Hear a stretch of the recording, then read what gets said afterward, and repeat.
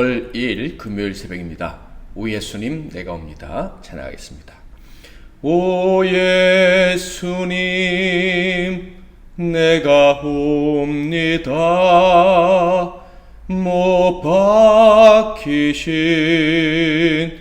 십자가 앞에 그 큰 사랑 눈물에 겨워 울며 돌아옵니다. 주님 손과 발 못 박혔고 머리엔 가시관 박히셨네.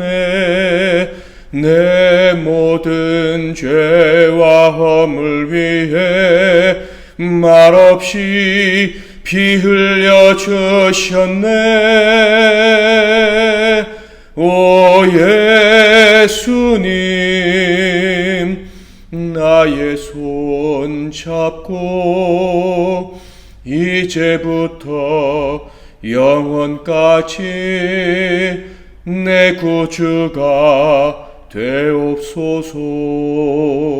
이제부터 영원까지 내 구주가 되옵소서.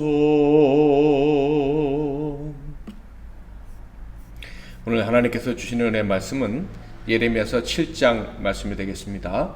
예레미야서 7장 1절부터 34절까지 말씀 중에서 7절까지만 봉독해 드리겠습니다. 여호와께로부터 예레미야에게 말씀이 임하니라. 이르시되 너는 여호와의 진문에 서서 이 말을 선포하여 이르기를 여호와께 예배하러 이 문으로 들어가는 유다 사람들아 여호와의 말씀을 들으라.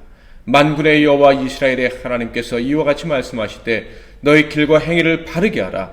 그리하면 내가 너희로 이곳에 살게 하리라. 너희는 이것이 여호와의 성전이라 여호와의 성전이라 하는 거짓말을 믿지 말라. 너희가 만일 길과 행위를 참으로 바르게 하여 이웃들 사이에 정의를 행하며 이방인과 고아와 과부를 압제하지 아니하며 무죄한 자의 피를 이곳에서 흘리지 아니하며 다른 신들 뒤를 따라 화를 자초하지 아니하면 내가 너희를 이곳에 살게 하리니 곧 너희 조상에게 영원 무궁토록 준 땅이니라. 아멘. 오늘은 성전신앙이란 제목으로 하나님 말씀을 상고하겠습니다. 하나님의 교회가 심판을 당하게 된 이유, 즉 유다가 심판을 당해야 하는 이유는 바로 거짓 때문이었습니다. 무엇보다 하나님과 맺은 언약을 어김으로 과거의 언약을 거짓으로 만들어 버린 것이죠. 그들은 출애굽 때 그린심산 에발산에서 하나님과 언약했습니다. 말씀에 순종하면 복을 받고 하나님을 떠나 불순종하면 저주를 받겠다고, 이것을 기억하고 영원히 하나님만 섬기겠다고 언약을 했습니다. 놀라우신 대로 애국과 홍해와 광야를 거쳐 가나안 땅에 들어갔을 때 그들 온 백성은 합심해서 하나님과 언약을 맺었고 그들 자손 대대로 이 언약을 지키기로 했었습니다. 그런데 그들이 거짓된 마음에 사로잡히게 되자 그 언약을 헌식작처럼 버린 거예요. 과거의 언약과 은혜들과 그리고 하나님이 베풀으시는 은혜 가운데 하나님과 맺은 모든 추억들을 다 가짜로 만들어 버린 것입니다.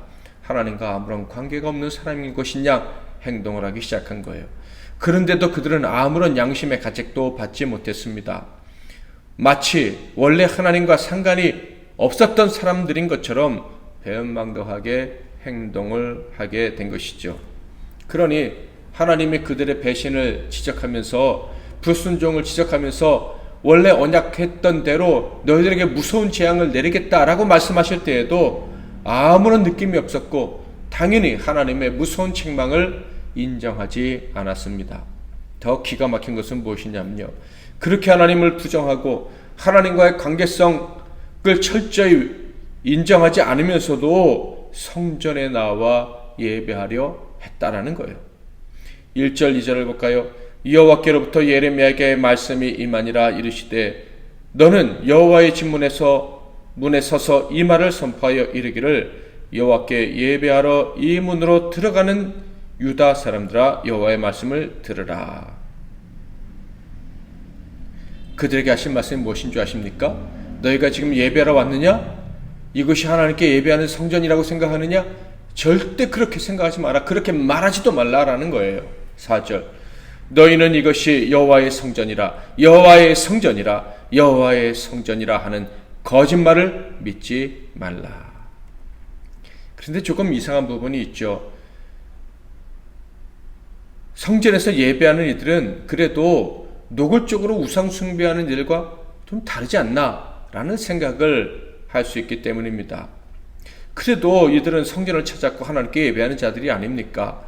그런데 왜 이들은 거짓에 속은 자들, 즉 거짓말장이들이라고 말씀을 하실까요? 예배하러 온 자들에게 너희가 지금 예배하러 이곳에 왔느냐? 그런데 이곳은 성전이 아니야. 이렇게 말씀하신 이유가 도대체 무엇일까요? 그 질문에 대한 답은요 3절을 포함해서 계속 나오는데 먼저 3절을 볼까요?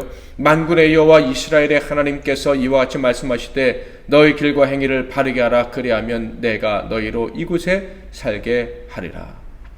그들의 행동이 바르지 않기 때문에 이곳은 하나님의 성전이 아니고 하나님의 백성들이 사는 곳도 아니다. 그러니까 다르게 표현하면 너희가 지금 나와 함께 하는 것처럼 나와 함께 사는 사람처럼 성전에 나왔지만 나는 너희와 함께 살 수 없다라고 말씀을 하신 거예요. 그들이 성전에 나와 하나님을 예배한다고 하지만 예배하는 자가 가져와야 될 참된 예물, 바른 행실이 없었다. 그래서 이곳은 참된 예배의 자리가 아니다라고 말씀을 하신 거예요.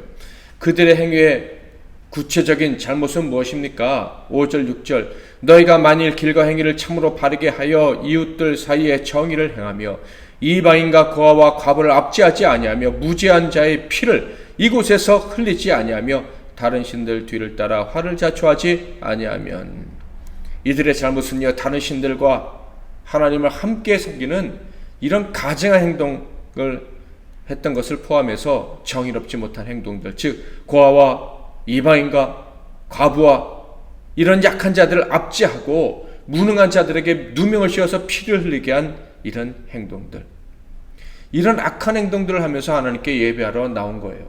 하나님은 그런 자의 예배를 받으실 수 없다. 그러므로 그런 너희가 예배하러 온 이곳은 하나님의 집, 하나님이 임재하시는 거룩한 성전이 될 수 없다라고 말씀을 하신 거예요. 하나님께서 얼마나 화가 나셨을까 짐작이 되십니까? 하나님은요 이들의 거짓되고 가증된 행동을 지적하지 않으실 수가 없으셨어요.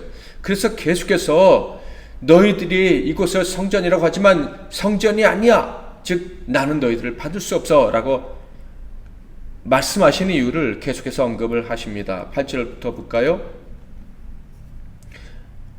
보라 너희가 무익한 거짓말을 의존하는도다. 너희가 도둑질하며 살인하며 간음하며 거짓 맹세하며 바알에게 분향하며 너희가 알지 못하는 다른 신들을 따르면서 내 이름으로 일컬음을 받는 이 집에 들어와서 내 앞에 서서 말하기를 우리가 구원을 얻었나이다 하느냐. 이는 이 모든 가증한 일을 행하려 함이로다.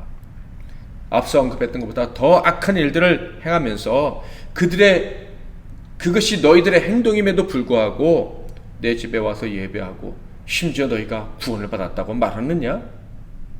말도 되지 않는다. 그러므로 너희의 예배는 받을 수가 없고 이곳은 하나님의 성전이 아니다 라고 말씀을 하시는 거예요.